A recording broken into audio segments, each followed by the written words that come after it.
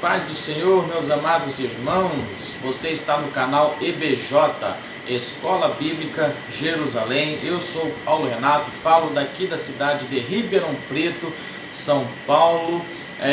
Sou ali na Igreja Assembleia de Deus Ministério Jerusalém, co-pastor do nosso pastor presidente João Donizete Bardella, e nós estamos aqui para fazer mais um vídeo, mais uma videoaula da Escola Bíblica Dominical, a revista desse trimestre, o Governo Divino em Mãos Humanas, estudando ali o primeiro e o segundo livro do profeta Samuel. Nós estamos aí na lição de número 5, a instituição da monarquia em Israel, o período ali onde o povo clama por um rei, onde o povo chega até em Samuel, olhando para os seus filhos, vendo que os seus filhos não andavam nos seus caminhos. O povo agora vai olhar para as nações vizinhas, vai ver que tem um rei, e eles vão pedir um rei, para que Samuel levante um rei sobre eles ali, para que julgue o povo, para que guie o povo nas guerras. Então a gente vai ver detalhadamente aí, tópico a tópico da lição, entrando aí em cada detalhe e trazendo algumas referências que não contém na revista, para que a gente possa acrescentar aí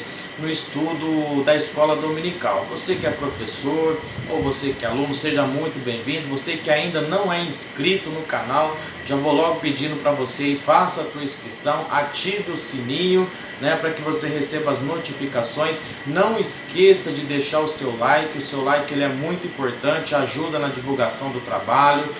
Deixe os seus comentários, caso tenha alguma dúvida, não se hesite, deixe a sua pergunta aí nos comentários, que nós estaremos aí respondendo a todas elas, tá bom? Mas compartilhe esse vídeo, divulgue nas suas redes sociais, não se esqueça de se inscrever, de ativar o sininho e, é claro, de deixar o seu like, que é de suma importância. Sem mais delongas, vamos aqui então para a nossa quinta aula, tá? A instituição da monarquia em Israel. Veja bem, esse período aqui, como nós já vimos falando, em outras aulas, é um período assim, onde Samuel ele vai fazer a transição, é um período onde vivia os juízes, não tinha rei naquela época. Se você pegar o livro de Juízes, capítulo 21, versículo 25, você vai ver que não havia rei em Israel, e o povo fazia o que era reto aos seus olhos. Isso está lá em Juízes capítulo 21, 25. Então Samuel ele vai fazer essa transição, do período dos juízes para o período monárquico. O período monárquico ali, Saul, Davi e Salomão. Aí depois de Salomão nós vimos que o reino foi dividido e aí surgiu vários reis, o reinado do norte, o reinado do sul, mas tudo começou aqui através desse homem chamado Saul, É o período ali conhecido como período teocrático, O período dos juízes ali é um período teocrático, onde Deus, governava diretamente a nação de Israel. Nós vamos ver detalhadamente aqui na lição. Só que o povo, talvez olhando, o texto vai dizer que eles olhavam para as nações vizinhas e viam que as nações tinham um rei, Então eles vão ter o desejo de também ter um rei para que governe eles, para que julguem eles, Samuel ele é responsável por fazer a transição, dos juízes ali para o período monárquico, um período que não havia rei. Vamos ver aqui no texto áureo. Então todos os anciões de Israel se congregaram e vieram a Samuel a Ramã e disseram-lhe: eis que já estás velho, e os teus filhos não andam pelos teus caminhos.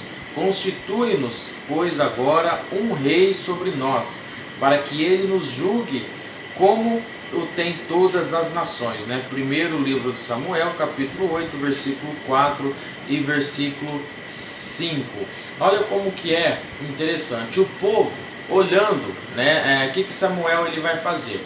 Samuel ele vai avançando a sua idade, vai chegando o seu tempo, ele já velho, ele pega os seus filhos e constitui os seus filhos juiz no seu lugar. Só que os seus filhos, o texto vai dizer que não agrada ao povo. Por quê? Porque não andavam nos caminhos de Samuel. Os seus filhos não faziam como fizeram o seu pai, Não andou em retidão, em sinceridade, em honestidade diante de Deus. Fazia aquilo que era mal aos olhos do Senhor. O povo, vendo aquela situação, o povo não se agradou, né? O povo não se agradava. Por quê? O povo, eles precisavam de ter uma referência, de ter um exemplo. Por isso que o apóstolo Paulo, na epístola a Timóteo, ele vai dizer assim: Timóteo, seja o exemplo dos fiéis, tá? Seja o exemplo dos fiéis no trato, na palavra, né?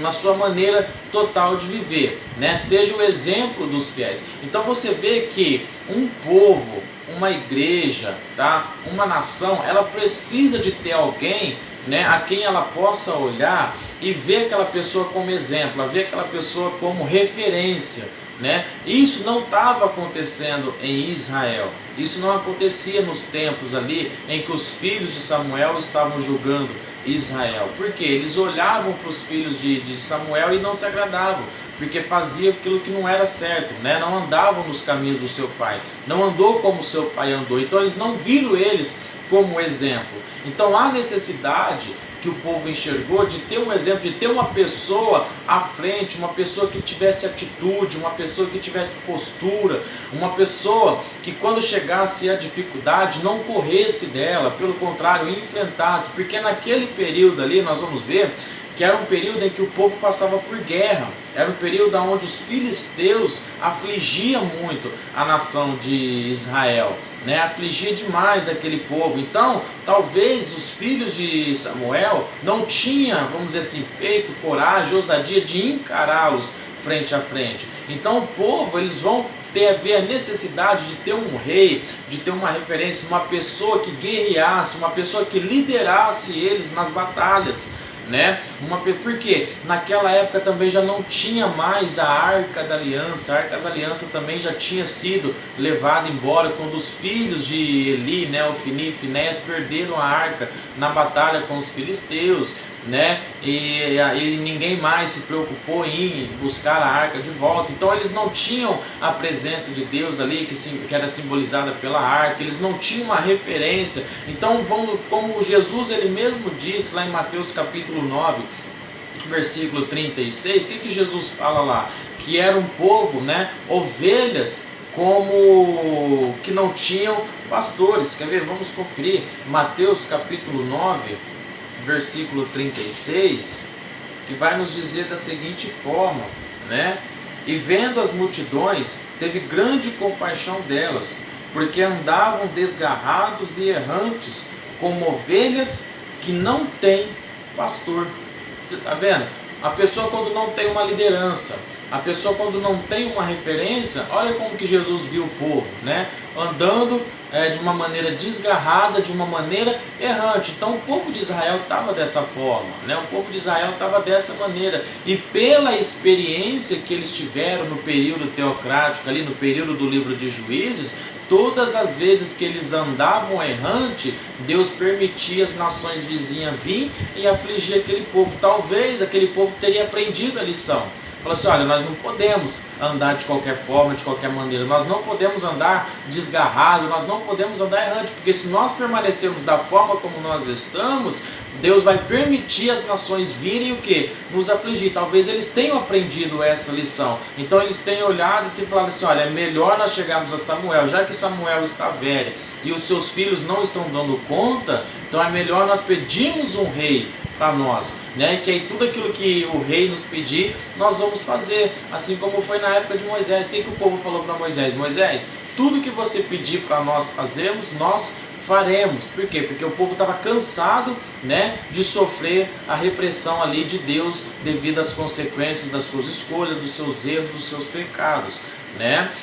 Então vamos seguindo aqui a verdade prática. Antes de tomar uma decisão, o crente precisa buscar a orientação de Deus para que não venha sofrer dolorosas consequências. Olha o que a verdade prática nos alerta: buscar a orientação de Deus. Primeiro, nós já falamos em outras aulas aqui, Romanos capítulo 13, toda autoridade ela é ordenada por Deus. Então sempre importante isso, né? Ano que vem, na cidade será um período de eleições, né? Vão votar aí para prefeito, vereador. é muito importante o crente, talvez o crente ache que ele não tem obrigação, mas mal sabe ele que ele tem toda a obrigação, né, o seu compromisso com a justiça, né? Então nesse momento de eleição é muito importante você buscar em Deus a orientação, a quem aquela pessoa, a quem é designada segundo o coração de Deus, segundo a vontade de Deus, para que venha governar segundo a vontade de Deus, né? Porque não adianta nós chegarmos aqui e colocar qualquer pessoa no poder, qualquer pessoa no governo, e aquela pessoa fazer tudo que é mal aos olhos do Senhor e depois nós ficarmos reclamando. Não, a nossa chance, a nossa oportunidade é agora. Então antes, né, de chegar às eleições, qual que é o que a verdade prática está nos orientando aqui? Buscar a orientação em Deus, buscar em Deus a pessoa certa, a pessoa correta, que possa estar à frente de uma cidade, à frente de uma nação, que venha governar segundo os princípios, segundo a vontade de Deus, para que Deus se agrade daquela nação e possa mudar a história daquela nação. Você quer ver um grande exemplo? Vamos aqui em Números, capítulo 27, livro de Números, capítulo 27, versículo 15, a partir do versículo 15, Samuel, ou melhor, Moisés, perdão, Números capítulo 27, versículo 15. Então falou Moisés ao Senhor, dizendo, falou Moisés com quem? Com o Senhor, né? O Senhor Deus dos espíritos de toda a carne, ponha um homem sobre esta congregação, que saia diante deles e que entre diante deles, e que os faça sair e que os faça entrar, para que a congregação do Senhor não seja como ovelhas que não têm pastor. Então disse o Senhor a Moisés, toma Josué, filho de Num, homem em quem há o Espírito, e impõe a tua mão sobre ele.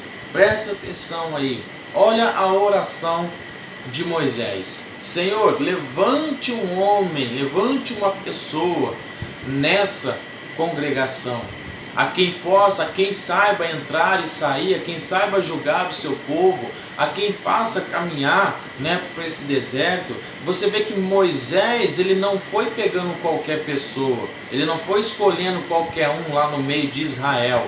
Antes ele foi fazer o que? Ele foi buscar em Deus a orientação correta de Deus. E aí Deus respondeu para ele, falou, Moisés, então pega Josué, né? Josué, que nós sabemos ali, Josué e Caleb, daqueles que saíram, foram os dois únicos que chegaram até a terra prometida, né? Por quê? Porque fizeram tudo o que era bom, o que era reto aos olhos do Senhor. Então Deus viu em Josué a capacidade de guiar aquele povo, de governar aquele povo, né, na entrada à terra prometida. Moisés tirou do Egito e levou até a porta, né? Mas aí Deus falou para Moisés, Moisés, a partir daqui você não vai mais, né? Quem vai agora vai ser Josué. E o que Deus falou para Josué? Josué, esforça-te e tem de bom ânimo, né? Você vai fazer esse povo entrar à terra prometida que eu jurei aos seus pais, Abraão, Isaque e Jacó, né? Você vai fazer esse povo entrar na terra que eu prometi aos seus pais. Então você vê que Josué, ele foi levantado por Deus, ele foi capacitado por Deus,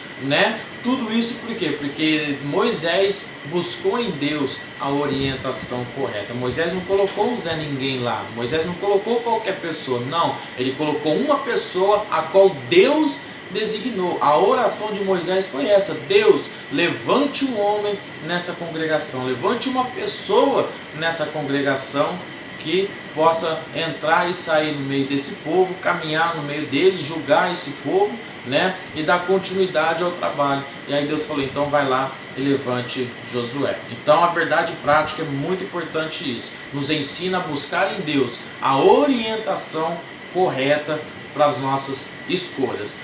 Não se trata só no âmbito de escolher um governante, não. Qualquer escolha na sua vida, né? Qualquer escolha que você vai fazer, seja na compra de uma casa, na compra de um carro, seja numa viagem, seja um projeto, né? Um trabalho que você vai fazer na igreja, qualquer coisa que você vai fazer, é importante você buscar a orientação de Deus, né? A orientação, que você coloque Deus em tudo, né? No centro das suas escolhas. Jesus, quando foi escolher os seus discípulos, a Bíblia diz que ele subiu ao monte e passou a noite orando, né? Passou a noite inteirinha orando. Só depois, ao amanhecer, que ele desceu e ali ele escolheu os seus 12 discípulos, né? E mesmo Jesus orando a noite inteira, né? Mesmo ele orando a noite inteira, se você for analisar o contexto, ele ainda teve problema com aquele que ele escolheu. Agora imagina você sem orar, né? Sem buscar a orientação de Deus e querer fazer as coisas tudo por vontade própria, como é que não vai ser, né? Então que o nome do Senhor seja glorificado e que nós possamos aprender aí com a verdade prática. Orientação em Deus. A introdução. Ao tratar da instituição da monarquia em Israel, não podemos ignorar a soberania de Deus ao estabelecer essa forma de governo. Embora a monarquia fosse um desejo nacional, Deus interveio e, segundo a sua vontade, estabeleceu essa forma de governo. Outrora ele levantava juízes em diversas regiões, mas agora ele levantaria uma monarquia em Israel. Nesse sentido, estudaremos a razão da monarquia, a escolha do rei Saul, o primeiro rei de Israel e o mérito dessa escolha. Então você vê aqui na introdução, primeira parte, né? Primeira coisa aqui, a época dos juízes. Juízes, eles eram espalhados ali por toda a nação. A monarquia não. A monarquia de Saul ali, começando com Saul, Davi, vocês vão ver que eles vão reinar sobre todo o Israel, né? Ele vai governar toda a nação de Israel, tá? Só que aqui o que eu friso, né, o que eu gravo aqui nessa introdução é a soberania, né? É a vontade de Deus. Embora fosse o povo que tivesse pedido para que se levantasse um rei, o que prevaleceu foi o que? Foi a vontade de Deus em escolher aquele projeto ali para aquele povo de Israel, né? A escolher aquela forma de governar. Como que seria aquela forma, né? Deus levantaria Saul, Saul guiaria o povo segundo a vontade de Deus, né? Segundo a vontade de Deus. Tanto é que quando Saul é levantado, a Bíblia diz que um dos sinais dele ali é que ele começa a profetizar. Ou seja, Saul ele seria levantado como rei, seria levantado como profeta. Então Deus falaria com Saul, né? Através ali dos sacerdotes, através, né, dos anciões daquela época ali, falaria com Saul e Saul, né, julgaria o povo. Então essa era a forma, o projeto estabelecido por Deus. A vontade, a soberana vontade de Deus era essa, né, que Saul fosse um instrumento de Deus para guiar, para governar. Só que com Saul não deu certo. Por quê? Nós vamos ver que não deu certo porque Saul foi um homem desobediente, não quis ouvir a voz de Deus, não quis dar lugar ao plano, ao projeto de Deus. Ele quis fazer aquilo que era bom aos seus olhos, aquilo que era certo aos seus olhos. Por diversas vezes Deus falava: Saul, né, faz assim, assim e assim. Ele ia lá e fazia totalmente ao contrário. Então isso trouxe para a vida de Saul que é a rejeição de Deus. A desobediência de Saul trouxe a rejeição de Deus, né? Como o próprio Salomão escreveu no livro de Provérbios, por 2 vezes ele vai dizer que há caminhos para o homem que parece ser bom, mas o seu fim são caminhos do quê? De morte. Foi o que aconteceu com Saul.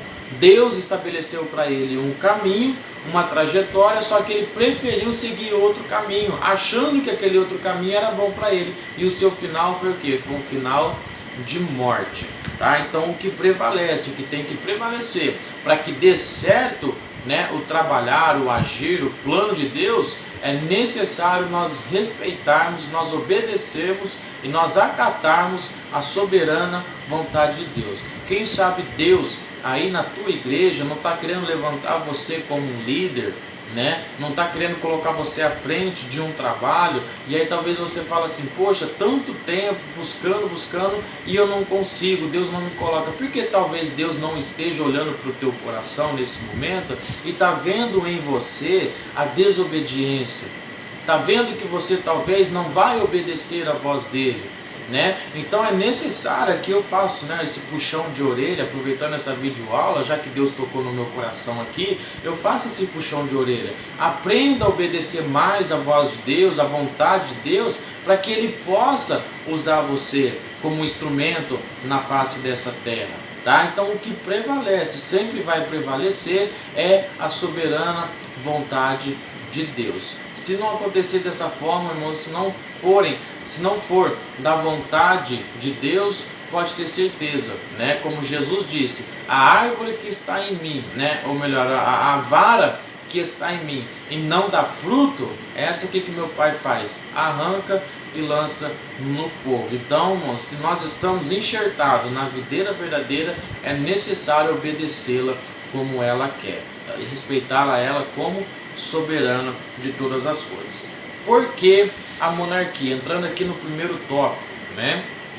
Um sentimento de orgulho nacional. Primeiro subtópico aí. O desvio de Israel teve origem em sua desobediência a Deus. Os israelitas só o buscavam em tempo de crise. Então davam ouvidos à mensagem divina. Segundo a Bíblia, Deus chamou Israel para ser líder espiritual do mundo, mas as nações enveredou pelo mesmo caminho das outras nações. Assim, por meio do orgulho nacional, os israelitas foram levados a pedir um rei antes da hora. Nesse caso, adotar o regime monárquico, segundo o modelo pagão, significava rejeitar a liderança divina representada por Samuel. Dessa forma, os israelitas escolheram uma política meramente humana, fugindo da sua real vocação sacerdotal e profética. Há perigo quando o povo de Deus deixa sua verdadeira vocação para imitar as instruções terrenas. Embora seja bíblico cumprir nossas obrigações políticas e sociais, a vocação da igreja é espiritual, como afirmou Jesus. O meu reino não é deste mundo. Se o meu reino fosse deste mundo, lutariam os meus servos para que eu não fosse entregue aos judeus. Mas agora o meu reino não é daqui, né? João 8:36. Louvado o nome santo do Senhor Jesus Cristo. Então você vê que um sentimento de orgulho nacional, né? Israel agora, olhando para Samuel, vendo que ele já é velho, olhando para os seus filhos, vendo que eles faziam o que era mal aos olhos do caminho do Senhor, não andavam, né, nos caminhos do seu pai, eles vão olhar para quem? Para as nações vizinhas, né? E tinha um mandamento, né, uma ordenança de Deus, quando lá em Deuteronômio, né, capítulo 6, capítulo 7 ali, em que Deus vai dizer assim, ó, quando eu introduzires, né, na terra em que jurei aos seus pais, não andeis como fazem aquelas nações que estão lá, né, jebuseus, cananeus, heteus, né, fariseus, né, essas nações aí.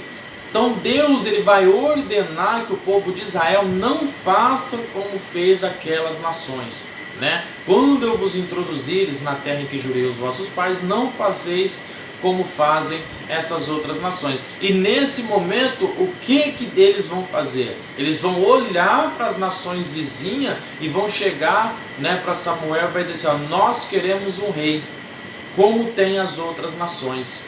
Samuel, nesse momento, a Bíblia diz que cai o semblante dele, ele se entristece com essa situação. E o que ele vai fazer? Ele vai orar ao Senhor.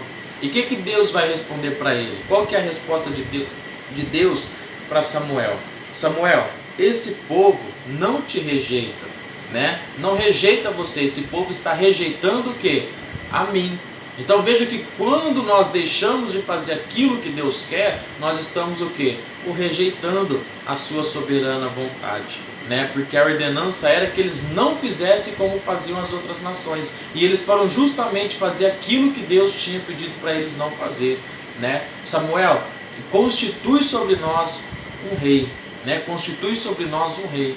E aí, irmãos, tem um grande problema, um grande detalhe, porque o apóstolo João, ele vai escrever em 1 João, capítulo de número 2, versículo 15 e 17, ele vai dizer, não ameis o mundo, nem o que no mundo há, porque aquele que ama o mundo, né, o amor do Pai não está nele, porque tudo que há no mundo é concupiscência da carne, dos olhos e a soberba da vida, né? Isso são coisas passageiras, o mundo passa e as suas concupiscências também passam, mas aquele que faz a vontade de Deus, esse permanece para sempre. Então você vê o perigo de quando nós amamos, de quando nós buscamos as coisas do mundo, sem contar também que mais adiante João vai dizer que aquele que se torna amigo do mundo constitui inimigo de Deus, né?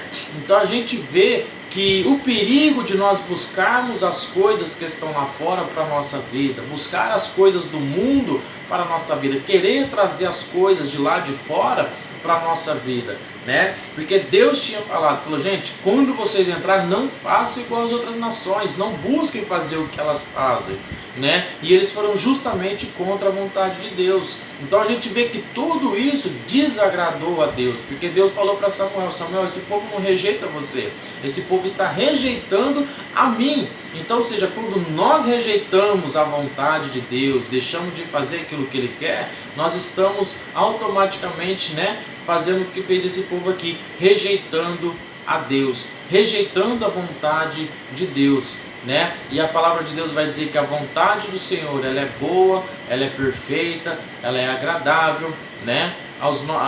Para o seu povo, porque a vontade de Deus é para que nós possamos, né? O apóstolo Paulo disse lá em Romanos capítulo 12, rogo-vos, pois, irmãos, pela compaixão de Cristo, que apresentei os vossos corpos em sacrifício vivo, né? Que é o vosso culto racional, para que todos nós experimentamos qual é a boa, perfeita e agradável vontade de Deus. Então você vê três qualidades na vontade de Deus: boa, perfeita e agradável. O povo estava dispensando isso, o povo estava jogando isso fora, né? Será que quando nós rejeitamos a soberana vontade de Deus na nossa vida, nós não estamos jogando fora isso? Essas três qualidades da vontade de Deus, boa, perfeita e agradável?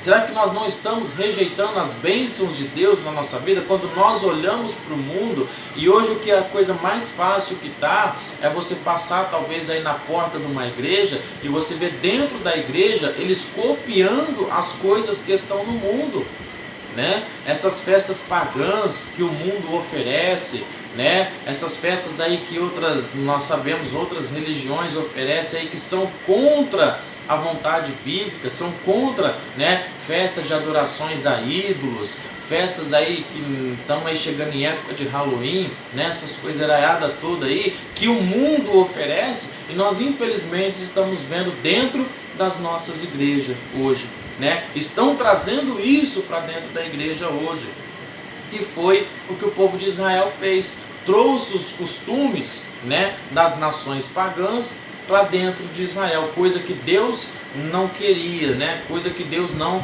se agradava, e acabou o quê? O povo, né, rejeitando a Deus e sendo rejeitado por Deus. Mas que nós possamos andar segundo a vontade do Senhor, né? O segundo subtópico, o fracasso dos filhos de Samuel. Este era o contexto dos israelitas. A arca da aliança não estava mais com o povo, havia ameaças constantes dos filisteus e dos filhos de Samuel, não andavam em caminhos retos, e nesse sentido o pedido dos anciões tocou o coração do profeta, pois ele sabia que os seus filhos não tinham condições morais e nem espirituais para substituir. Samuel era um líder fiel, sincero, verdadeiro, e embora fosse duro ouvir, ele sabia que os anciões falavam a verdade. Biblicamente, não há problema em um filho de pastor vir a substituir o pai no ministério. Entretanto, isso não pode se dar por causa do amor paterno, mas pela vocação dada por Deus e confirmada pela Igreja de Cristo. O dono da obra é o Senhor, né? Então, o contexto naquele momento ali, o povo já não tinha a presença, né? A arca da aliança já tinha sido tomada. O povo vivia um período de guerra e conflito com os filisteus, né? Samuel, ele já era avançado em idade, né? E naquele momento ali, quando ele coloca os seus filhos não corresponde à altura. Os seus filhos fazem aquilo que não agradava, né? Tanto ao Senhor e tanto ao povo. Então, o contexto naquele momento ali era um pouco complicado. E aqui eu faço uma ressalva. O ministério de Samuel é um ministério, vamos dizer assim, incontestável. Não tenho que questionar o ministério do profeta Samuel. Desde quando ele foi desmamado ali com seus 3, 4 anos de idade, né, até mais ou menos os seus 30 anos, entre ali os seus 25, 30 anos, em que ele viveu ali, né, sobre a tutela do sacerdote Eli, que ele passou a habitar na casa do Senhor, aprendendo, né, aos pés de Eli ali. A gente vê que Samuel, o seu ministério, a forma como ele se comportou, a sua obediência a Deus, a sua fidelidade a Deus, isso tudo é incontestável. Mas assim, o que faltou, né, na vida de Samuel em alguns momentos? O que faltou? Samuel foi um homem assim que muitas vezes, né, vamos dizer assim, ele foi um homem que foi por vista, por aquilo que ele viu. Por quê? Imagina Samuel talvez olhando os seus filhos e falando assim: olha, os meus filhos vão dar certo, né? Vai dar conta do recado. Foi lá e colocou os seus filhos, não deu certo. Quando ele unge a Saul, né? Quando ele unge Saul a rei, Saul dá os seus problemas, né? A sua desobediência a Deus. Samuel ele ainda continua o quê? Persistindo com Saul. E o que Deus fala para ele? Samuel, até quando, né, você vai persistir com Saul sabendo que eu já o rejeitei? E outra vez, né, Deus vai chegar para ele e vai dizer: olha, vai na casa de Jessé agora e vai ungir ali um dos seus filhos a rei, né, a quem eu tenho escolhido segundo o meu coração. Quando Samuel chega ali, a hora que ele vê o primeiro filho de Jessé, que era um homem alto, era um homem bonito, era um homem forte, o que ele falou? Certamente é isso aqui. Ele já foi preparando, né, o seu vaso ali para ungir aquele rapaz. E o que Deus falou para ele? Ele falou: não, Samuel, você está olhando o que? A aparência, mas eu vejo o coração.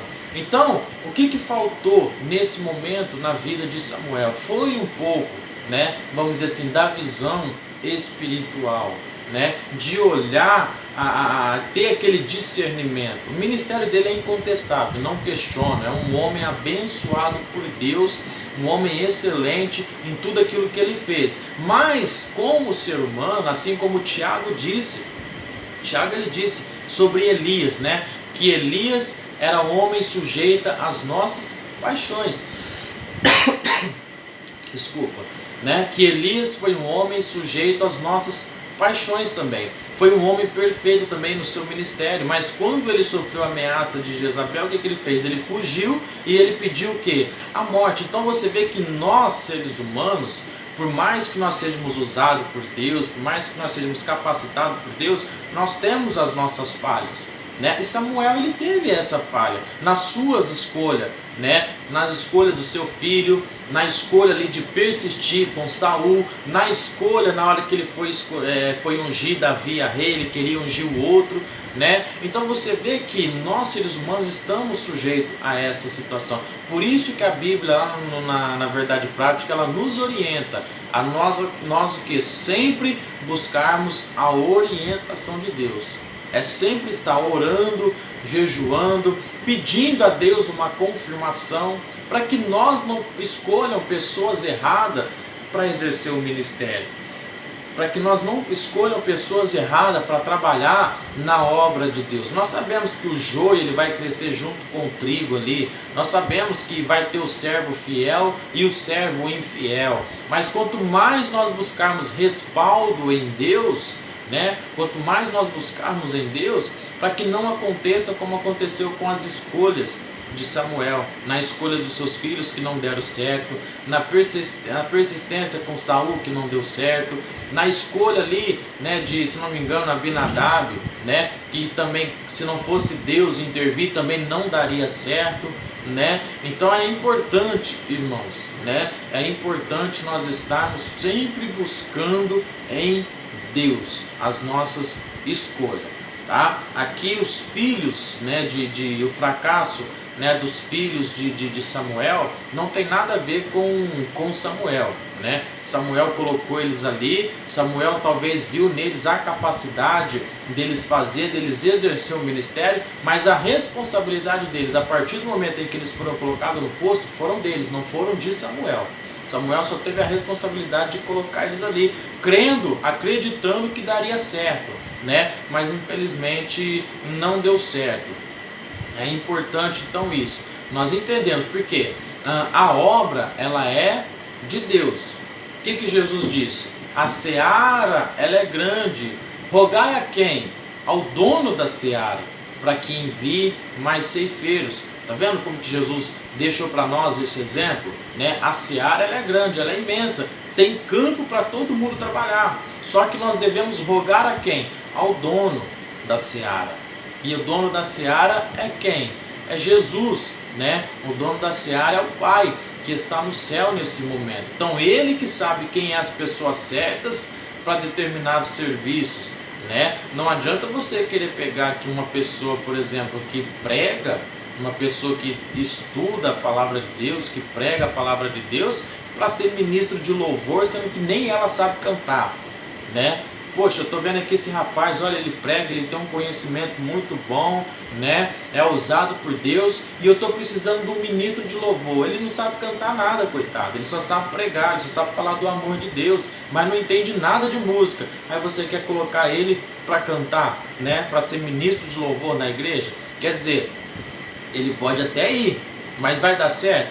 Muito difícil, né? É muito difícil dar certo. Por quê? Porque ele não foi chamado para aquilo ali. É a mesma coisa a pessoa, né? Pessoa que tem um ministério de louvor, tem uma voz excelente, canta, que é uma maravilha, né? Louva a Deus, que é uma bênção, né? Aí você quer colocar ele em cima do púlpito para pregar.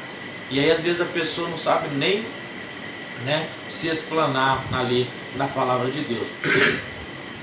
Enfim, é importante nós sabermos discernir bem as nossas escolhas, né? Sempre buscando a orientação em Deus. Passando aqui o próximo tópico, rejeitando os planos de Deus, né? Escolher a monarquia naquele contexto era rejeitar o propósito divino.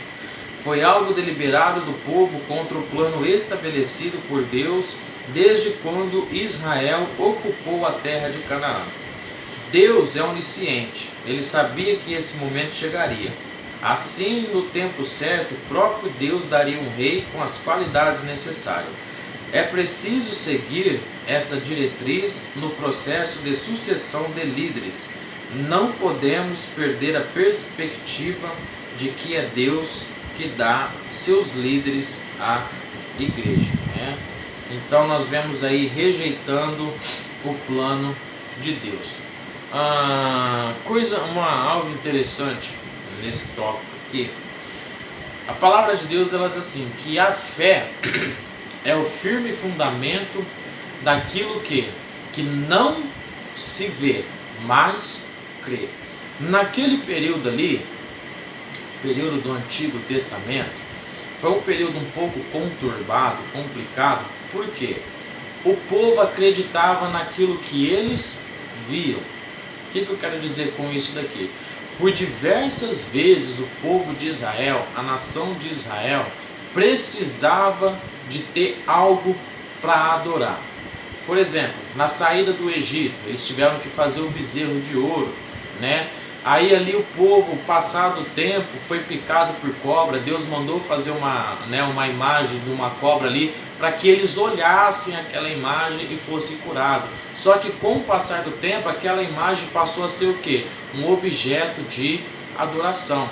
Então o que eu quero dizer? O povo, eles precisavam ver algo, né? Eles precisavam ver alguma coisa para eles acreditar, para eles seguirem. O período ali, né, nessa transição, era Deus diretamente, né, guiando o povo, falando com o povo de uma forma direta. Quer ver? Vamos ver essa referência aqui. Juízes, livro de Juízes, capítulo de número 1, no seu versículo de número 1, a gente vai ver que o texto vai dizer que o povo buscava ao Senhor. E sucedeu, depois da morte de Josué, que os filhos de Israel perguntaram ao Senhor, dizendo: quem dentre nós primeiro subirá aos cananeus, para pelejar contra eles? Então você vê que nessa época o período era assim, era o povo conversando diretamente com Deus, era o povo buscando diretamente em Deus. Só que o povo, por não ter nada ali, muitos deles foram perdendo, a sua fé, foram deixando de seguir, a voz de Deus. Então eles precisavam, eles queriam ter alguma coisa ali a qual eles pudessem olhar, eles pudessem seguir as orientações. O plano de Deus era outro. O plano de Deus era que eles buscassem da forma como estava sendo no princípio, aqui do livro de Juízes, no capítulo 1, eles buscando diretamente a Deus. Só que agora eles não vão querer mais buscar diretamente a Deus, eles vão querer ter uma pessoa ali a quem eles possam conversar, a quem possa julgá-los, a quem possa guiá-los, diretamente, de uma forma direta. Eles precisavam de alguma coisa para eles olhar, Seguindo mais adiante, assim no tempo certo o próprio Deus daria um rei com as qualidades necessárias, É preciso seguir essa diretriz no processo da sucessão de líderes. Não podemos perder a perspectiva de que é Deus que dá os seus líderes à igreja. Então Saul foi levantado, E como nós já falamos lá em Romanos 13, que toda ordenança ela é dada por Deus, Toda autoridade é constituída por Deus. Embora fosse o povo que escolhesse Saul, mas assim, ele foi constituído por Deus, Saul ele foi constituído por Deus um rei a qual o povo desejava, Ele foi o modelo e forma ali que o povo queria. O povo queria um homem alto, o povo queria um homem bonito. Tanto é que a Bíblia vai dar as características dele ali no livro de Samuel, no capítulo de número 8, ali se não me falha a memória, vai dar todas as características dele, que ele era um homem da tribo de Benjamim, era um homem bonito, era um homem formoso, sobre os seus ombros sobressaía, sobre todo Israel, ou seja, era uma das pessoas mais altas que tinha Israel.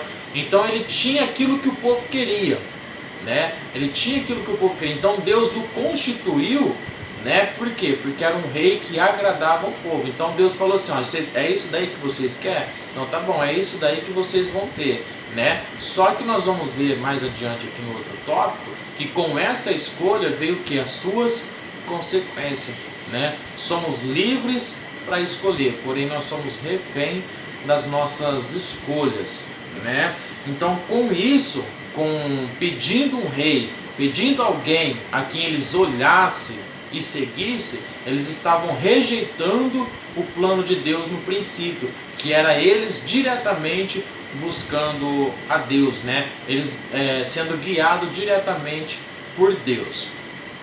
A escolha de Saul como rei, o segundo tópico e o primeiro subtópico. Por que Saul? Por que Saul? Quando lemos o livro de 1 Samuel, logo percebemos que o foco do autor sagrado é Davi e não Saul. Se Saul foi o primeiro rei de Israel, por que o foco da narrativa não recaiu sobre ele? Podemos considerar que num primeiro momento o rei Saul foi ungido pela soberana vontade de Deus. Entretanto, ele reinou indiferente aos mandamentos divinos. Era um rei falho, egoísta e ciumento.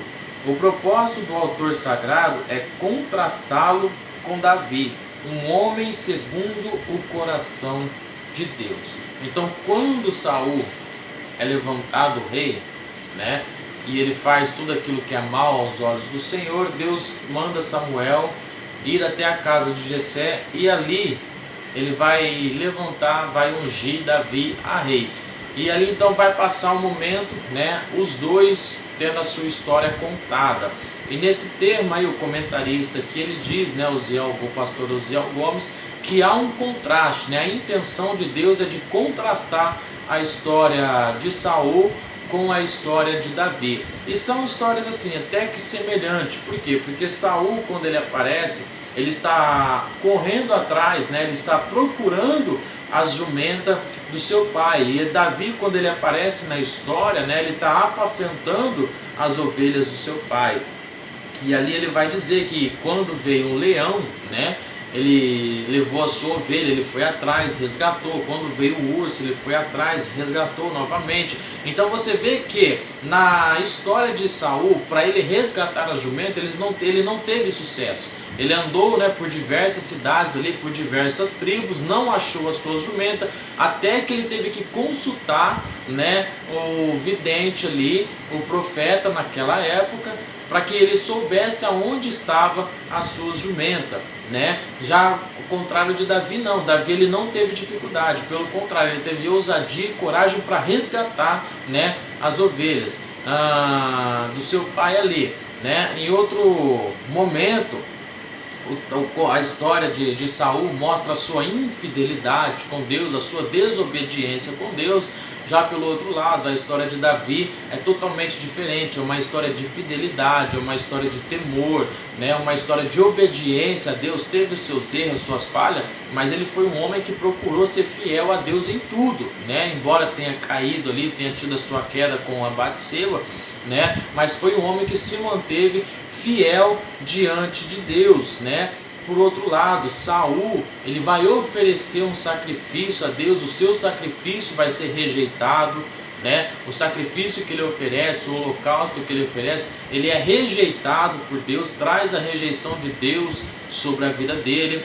Já Davi, ele vai, quando ele peca, né, quando ele erra, ele escreve o Salmo 51, ele vai dizer, olha, sacrifícios, né, e holocausto não desejaste, porque sacrifício para o Senhor é um coração aquebrantado, né? Se o Senhor desejasse sacrifício, ele ofereceria, né? Mas o que o Senhor quer mesmo, um sacrifício perfeito, que o Senhor é um coração quebrantado. Então você vê que o sacrifício de Davi foi aceito, porque foi um sacrifício sincero, um sacrifício verdadeiro. Já o sacrifício de Saul não, né? O sacrifício de Saul não foi aceito por Deus, né? Então você vê que no contraste, Saul seguiu um caminho errado, Davi seguiu um caminho certo, né? E a história de Davi ali contrastando com Saul, Deus querendo mostrar para o povo que Saul não era nada daquilo que ele queria, né? Que eles queriam, não era nada daquilo, ou melhor, que eles precisavam, né? Saul, Deus quis mostrar na história de Saul, contrastando com a história de Davi,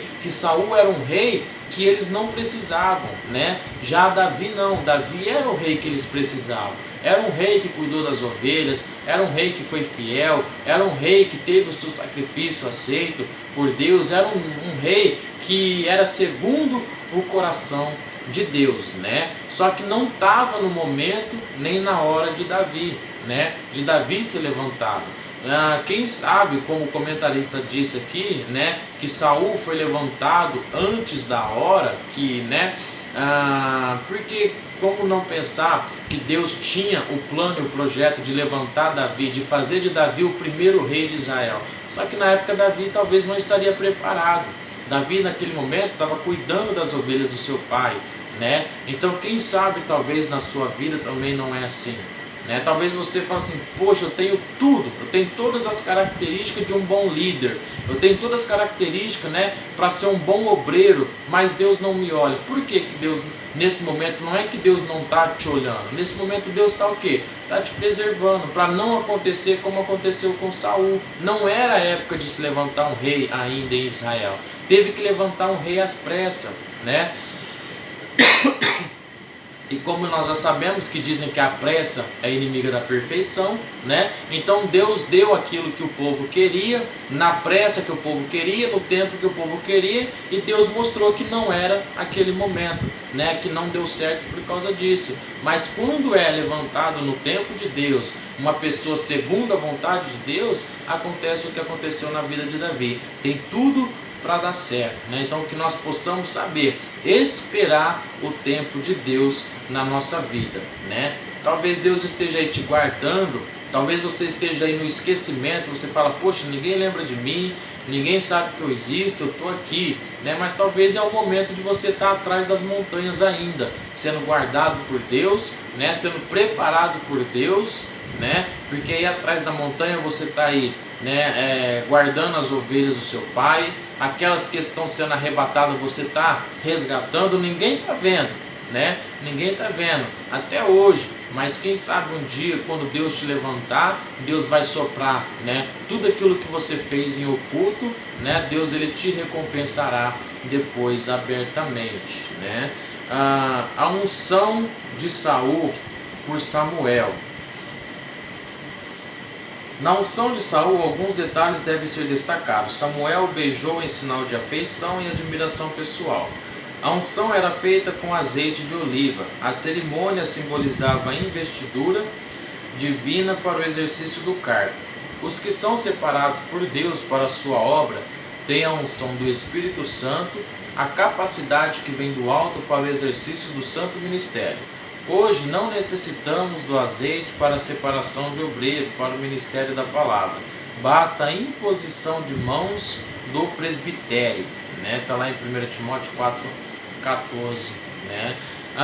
Então a unção na vida, a unção de Saul, né, por Samuel. Naquela época, né, levava-se ali o vaso de azeite e jogavam, né, ungia sobre aquela pessoa, né, sobre como foi feito com Saul, como foi feito com Davi, né, que derramaram, despejaram sobre eles ali o vaso de azeite, ungindo eles para o reinado em Israel, para o ministério. Hoje a situação mudou, né? O que Jesus disse em Lucas capítulo 24, versículo 49? Quer ver? Vamos comparar lá, vamos conferir.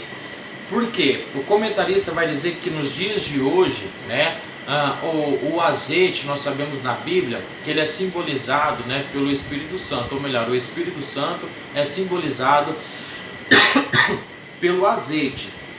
Então, hoje é diferente. Lucas capítulo 24, versículo 49, Jesus ele vai dizer o seguinte: e eis que sobre vós envio a promessa de meu Pai. Ficai, porém, na cidade de Jerusalém, até que do alto sejais revestido de poder.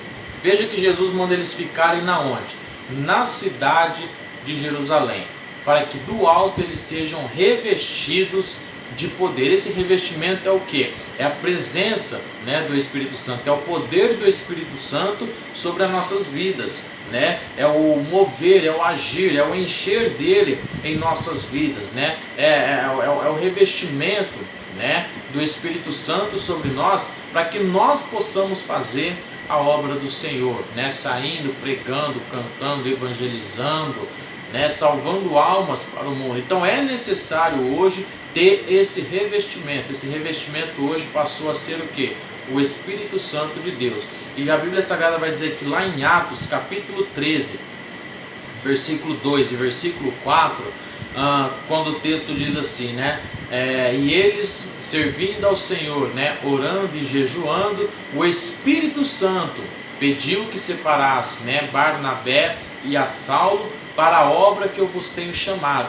E aí o texto vai dizer que eles, colocando a mão sobre eles, né, eles receberam ali o poder do Espírito Santo, e o Espírito Santo então passou a guiá-los, né, em todos os momentos, em todas as suas viagens missionárias ali. Então é necessário que todo mundo que é separado para o ministério, separado para o obreiro, né, para exercer a obra de Deus, é necessário que tenha essa imposição de mãos sobre eles, para que eles recebam revestimento, né, e autoridade ali do Espírito Santo. Se naquela época era o azeite, né, era o óleo ali que ungia, hoje não há necessidade de ungí-los, mas sim a necessidade de revesti-los com o Espírito Santo de Deus. Dando continuidade aqui, os sinais de confirmação da unção. 3 são os sinais que confirmaram a unção de Saul como rei de Israel. Saul encontra, né, as 3 jumentas perdidas de seu pai. Ele encontra 3 homens no monte Tabor, um levando 3 cabritos, outro 3 bolos de pão e outro um odre de vinho. A capacidade de profetizar pelo Espírito de Deus. O primeiro sinal representava o trabalho que o rei teria.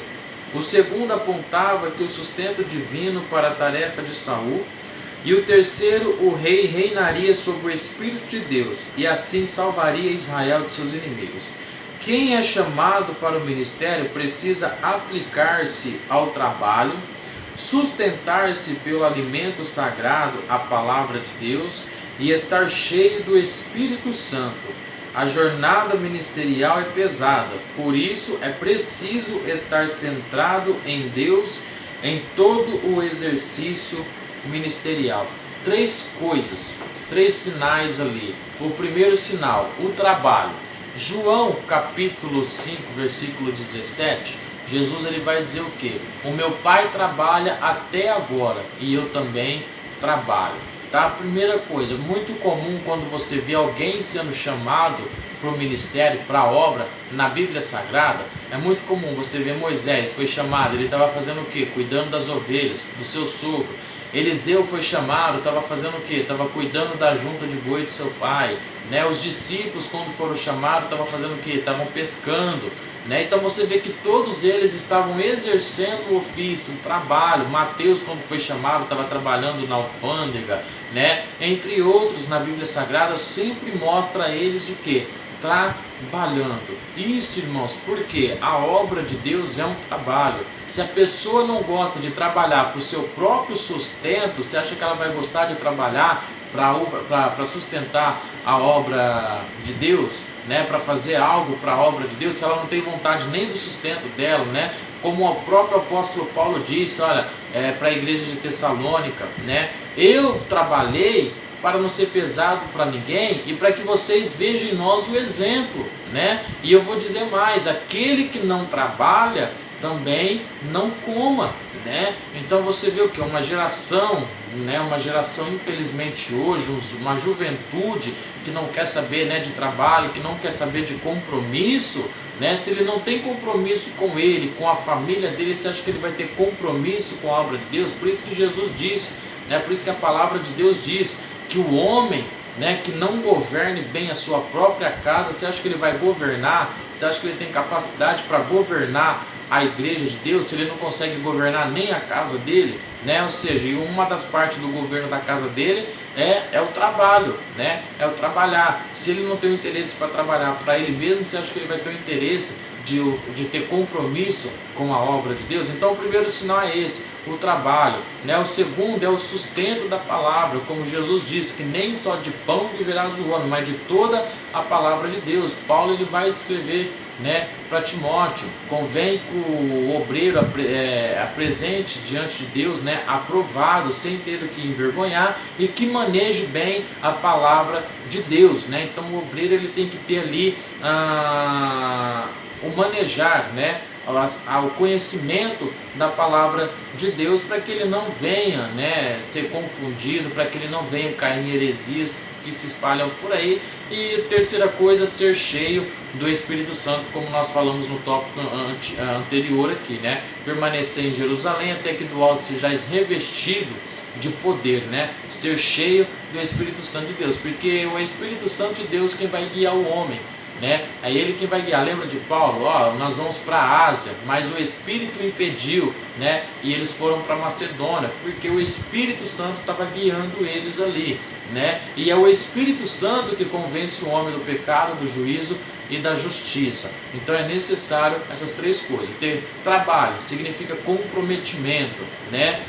O sustento ali significa a palavra de Deus, né? Manejar bem a palavra de Deus, ter o conhecimento da palavra de Deus. E o terceiro ali, ser cheio do Espírito Santo de Deus. Um rei que o povo escolheu, né? O terceiro tópico, o rei que o povo escolheu. O primeiro subtópico aí, uma escolha pautada na aparência. Saul rejeitou a palavra do Senhor, assim brevemente Deus daria ao povo um rei segundo o seu coração. Entretanto, para o povo, Saul era um candidato que enchia os olhos. Fisicamente era um homem notável. O povo não via nada além que a aparência humana, mas Deus, que sonda todas as coisas, conhecia o coração de Saul, mesmo não sendo o rei ideal do ponto de vista divino. Deus o designou e o nomeou. Então você vê que uma escolha pautada na aparência, a aparência. Então o povo naquela época tinha esse hábito aí, olhou para Saul, viu que Saul era o homem perfeito que eles queriam, A tendência do ser humano, qual que é?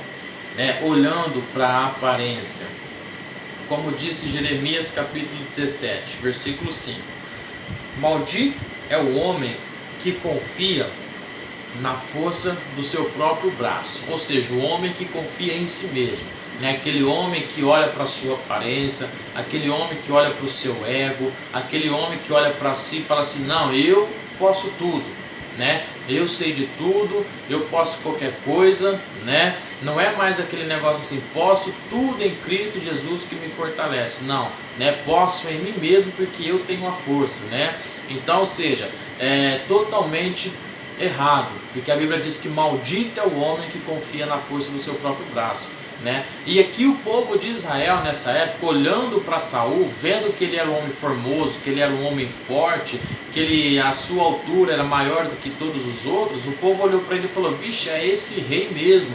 Assim como o próprio Samuel, quando chegou na casa de Jessé, viu o filho dele ali e falou: não, é esse daqui mesmo, homem formoso, homem forte, homem de guerra, homem valente, é esse daqui mesmo que a gente precisa, é esse daqui mesmo que a gente quer, Só que as escolhas que eles fizeram foram erradas, porque nós sabemos que Deus ele não se preocupa com a aparência, porque Deus ele quer saber da pessoa por dentro, ele quer saber do coração da pessoa, do sentimento, da vontade da pessoa, Aonde está o coração? Aonde estava o coração de Saul?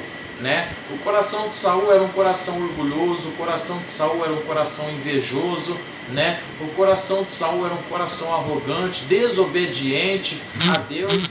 Então você vê que o coração dele não estava segundo o coração de Deus, não era um coração humilde, não era um coração simples, não era um coração ligado no trono de Deus, era um coração que seguia os seus próprios caminhos, queria fazer os seus próprios caminhos, as suas próprias escolhas, e deu no que deu tudo errado, O seu final foi um caminho de morte. Mas Davi não, Davi ele foi levantado segundo o coração de Deus, porque Deus sabia a caminhada de Davi, sabia que Davi ia ser um servo fiel. Tanto é que quando Davi ele subia para pelejar, ele sempre consultava o Senhor, Sempre quando Davi ia guerrear, ele sempre consultava o Senhor, E Deus ali dava para ele as estratégias que ele precisava para guerrear. Então ele não fazia nada fora da vontade de Deus, Ele não fazia nada fora daquilo que Deus não queria, Por isso que ele foi considerado um homem segundo o coração de Deus, e Deus se agradou dele, Ao contrário de Saul, que foi levantado, segundo a sua aparência, a sua própria força, Os direitos do novo rei. O profeta Samuel esclareceu que o rei teria os seguintes privilégios: todos estariam sob o poder do novo rei e prontos para servi-lo na guerra, no trabalho do campo e da cozinha real, na implantação de impostos, no confisco de escravos para o trabalho, na produção de perfumes e na cobrança dos dízimos da produção. No Antigo Testamento, essa é a única vez que se trata de dízimo cobrado pelo rei. Assim, as exigências descritas por Samuel fazia parte do novo sistema político que o povo tanto desejava, um padrão desenvolvido pelas nações gentílicas. No Novo Testamento não há recomendação evangélica de como o cristão deve se portar na forma de governo político temporal vigente. Presta atenção, O sistema político que o povo tanto queria. O povo eles clamaram por um rei, Eles clamaram por um rei. Mas é aquela situação. Eles queriam o cargo, do rei, que tivesse um rei ali para exercer um cargo. Só que eles esqueceram que também teria os seus encargos. Talvez eles olharam as nações vizinhas e viram ali um rei liderando o povo, só que eles não sabiam como, vamos dizer assim, como é que eram os bastidores, né, da governabilidade daquele rei ali.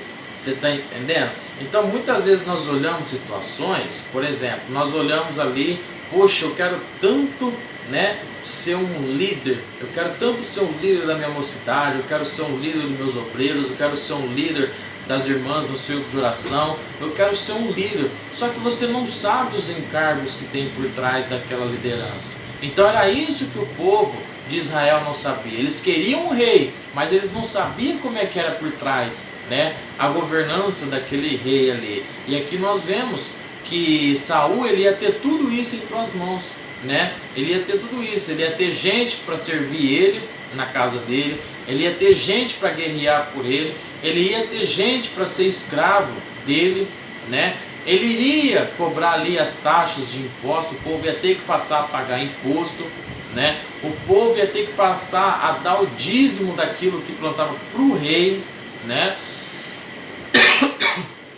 Então tudo isso eles não pensaram antes, você está entendendo? Tudo isso eles não pensaram.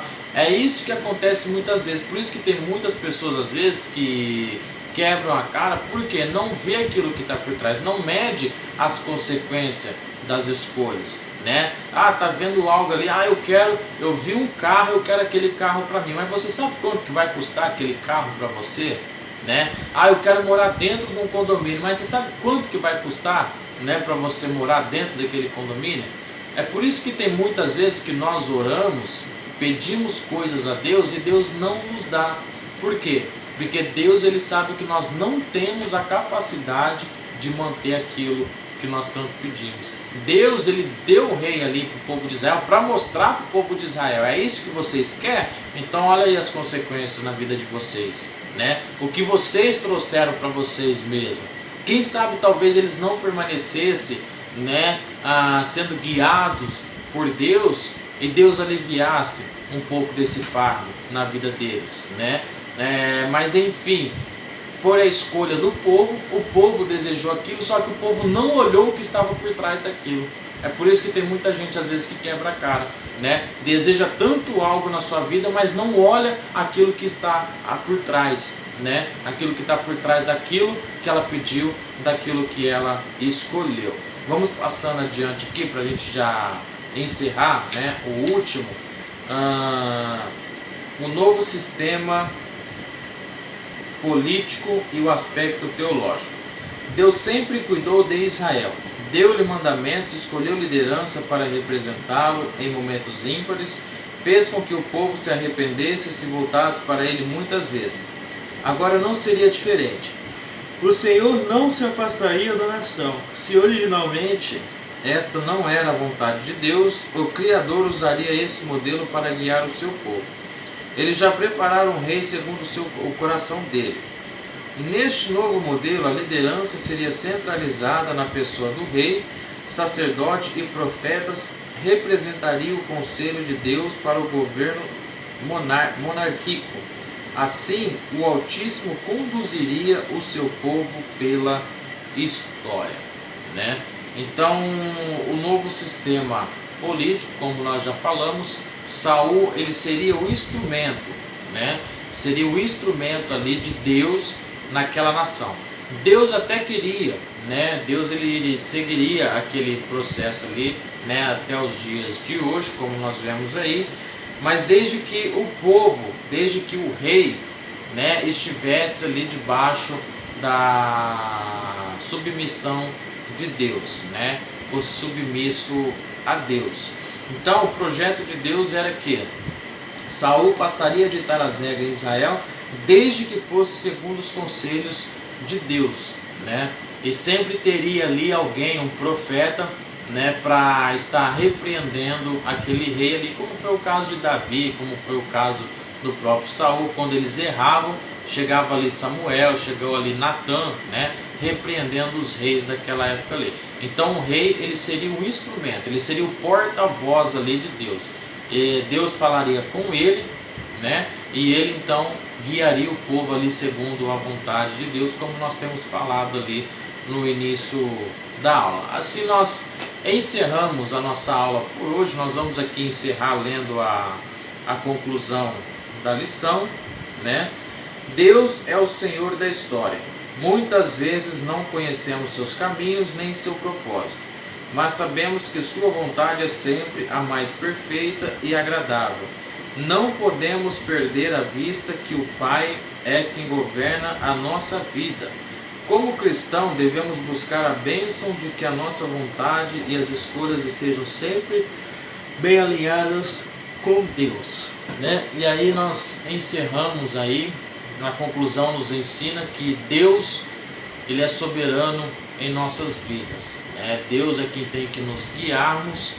Salmo 37, né? Entrega os teus caminhos ao Senhor, confia nele e tudo ele fará. Salmo 37, vamos conferir aqui. Salmo 37, verso 5. Entrega o teu caminho ao Senhor, confia nele e ele o fará. Então, nós encerramos dessa forma, dessa maneira, deixando o Senhor, né? Deixando Deus, deixando Jesus ser Senhor da nossa vida. Não olhando as práticas desse mundo, não olhando o sistema desse mundo e querendo implantar em nossas vidas. O sistema que nós temos que seguir é o sistema da palavra de Deus. É o sistema que Deus nos constituiu, né, para que nós sejamos guiados por Ele nessa terra. E pode ter certeza que os caminhos do Senhor são caminhos bons, são caminhos retos e são caminhos de vida. Mais uma vez, eu agradeço você que esteve conosco até o final dessa videoaula. Que Deus venha abençoar a sua vida. Se você não é inscrito, se inscreva no canal, tá? Ative o sininho para que você sempre receba as nossas notificações, saiba quando está tendo vídeo novo ali, e que você deixe o seu like também, compartilhe nas suas redes sociais, e que esta palavra que Deus nos concedeu neste dia, né, ela venha servir de bênção para a tua vida e toda a sua família. Viu? Você está no canal EBJ, Escola Bíblica Jerusalém. Eu sou o Paulo Renato, co-pastor na Igreja Assembleia de Deus Ministério Jerusalém, e eu falo da cidade de Ribeirão Preto, São Paulo. Que Deus abençoe a todos em Cristo Jesus e uma ótima aula para todos vocês aí. A paz do Senhor. Deus abençoe.